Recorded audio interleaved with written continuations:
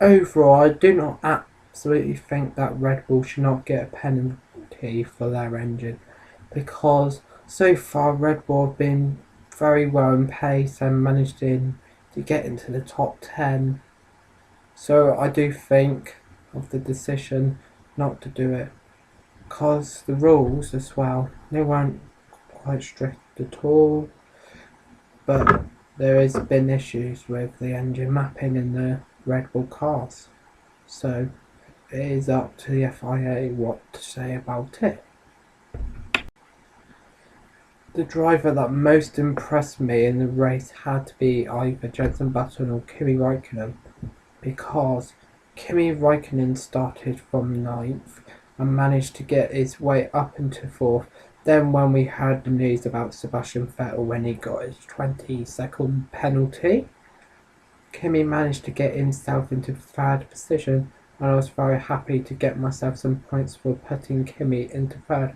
Thank you, Kimi, for doing that for me.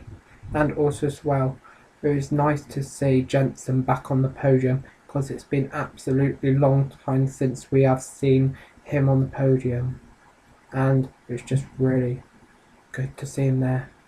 And as well, it stopped him like from moaning about his car, but I did feel really, really bad and sorry for Lewis that weekend, and I hope Lewis has a good weekend in Hungary.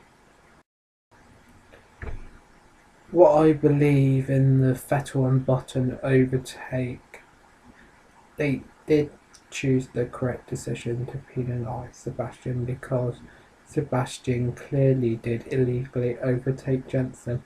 But overall, I do like Sebastian, but that was just a little bit silly. But it was a pretty good overtake. But as you know, you're not allowed to cross those lines, and the FIA had to give him the 20-second time penalty. And the consequence of him getting 20 seconds was not too bad, because other drivers would have got like grid drops or maybe like drive-through penalties and that. So he's very lucky to get himself a 20-second time penalty.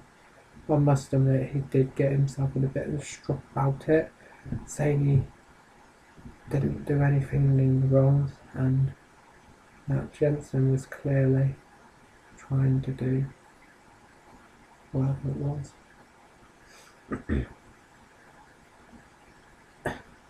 So I believe that Sebastian is to blame.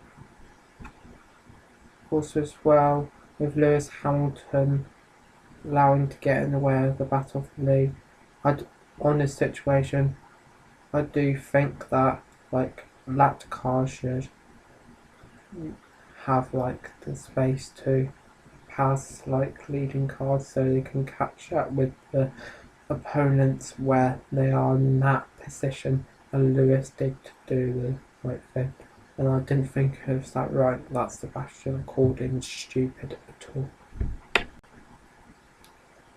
I think now that nearly the season is 50% of it is now gone, who do I think could be the world champion? Overall, I do think now, as Fernando Alonso has been having a good race, he could easily become the world champion. And why I think he will is because he's been having great starts and fantastic races so far this season. I've so loved it to be Lewis, but so far he's not just been doing very well so far this season, and he's not finished in the top 3 for a little while now. So for Lewis, he has to very improve, but also as well, Mark Webber's been doing well and Sebastian Vettel. So to see like Mark or Sebastian again to win the Drivers' Championship will be absolutely great.